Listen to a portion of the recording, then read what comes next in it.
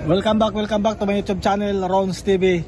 Kung bago ka na sa aking YouTube channel, don't forget to like, share, subscribe, and hit the button bell below para lagi kang ma-notify sa aking mga bagong video na ina-upload ko sa YouTube. Ang gagawin ko ngayon ay luluto ako ng bumper, kung paano ko ayosin yung mga bumper na mga damage sa mga baluktot, na mga wibi, mga big dent.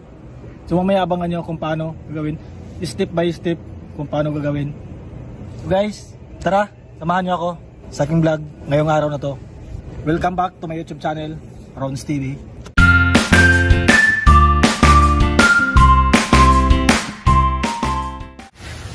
Yan po yung mga dami sa bumper. Sobrang baluktot siya. Yan.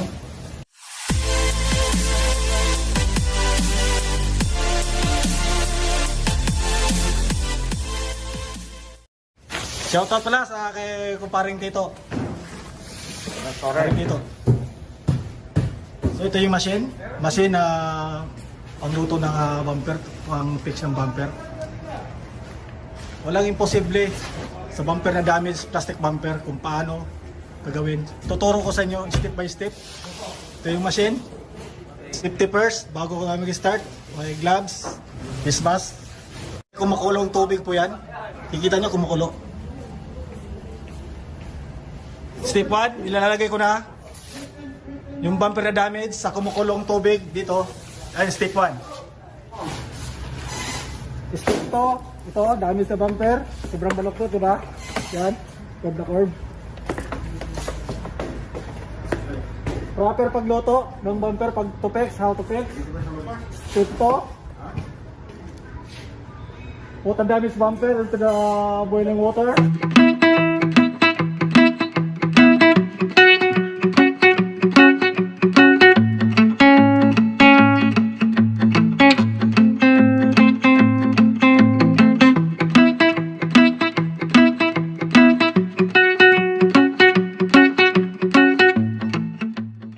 Yung gloves, waterproof po yan, hindi pa yan napapasok ka ng tubig. Andyan dito, damage part, lubog na lubog.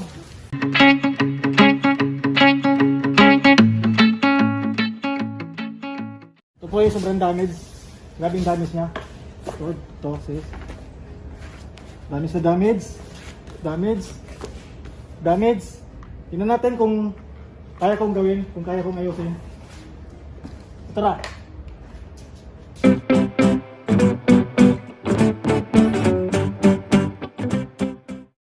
Nilagay ko siya sa machine within 25 minutes to 30 minutes.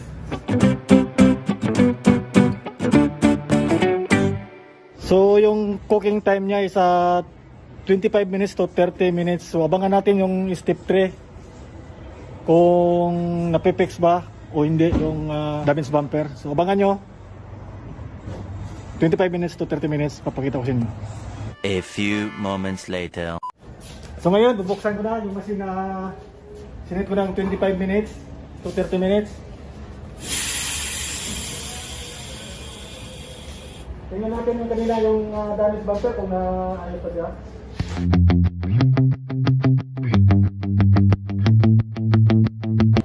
Talaga walang tubig, tanggalin mo yung tubig. Tanggas mo.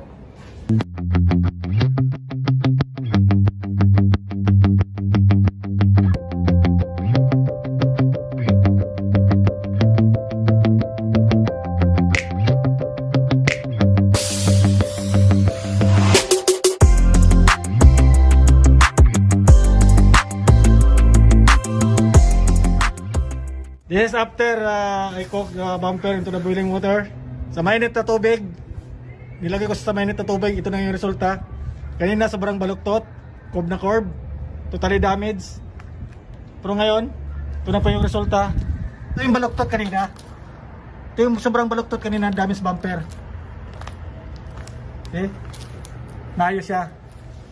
Ano naman yung kanina yung lumubog na bumper, lubog na lubog. Ito na naman yung kanina yung sobrang baluktot. Yan. Yan. So step 3, nakita natin, na-fix natin yung sobrang damage sa bumper. Kung paano ko ginawa. Yan. Ito na po yung finished product niya. So kung makikita nyo yung kaninang baluktot na baluktot. Yan. Bumalik na po siya sa original na forma. Yan. Yan po siya.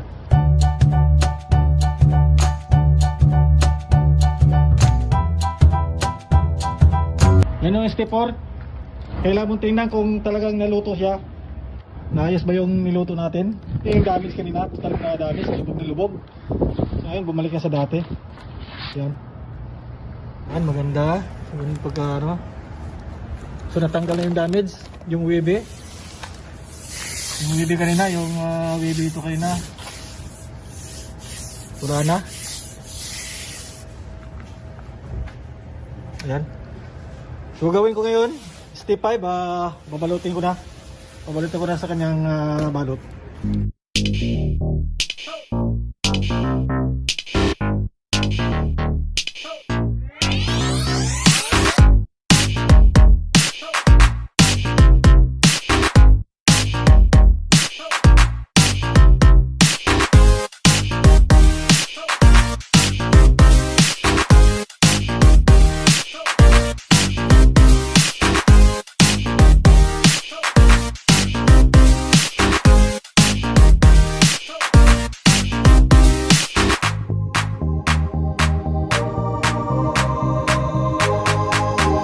A little later. Sana may natutunan kayo sa aking vlog sa mga araw na ito kung paano i-fix ang baluktot na bumper, umbok na bumper, saka yung mga dent na bumper. Sana guys, may natutunan kayo sa aking binigay na tips kung paano ayusin yung mga bumper na damage. Maraming salamat sa panonood sa aking mga vlog. Sana abangan niyo po yung aking mga susunod na mga vlog. Maraming salamat guys. Thank you so much.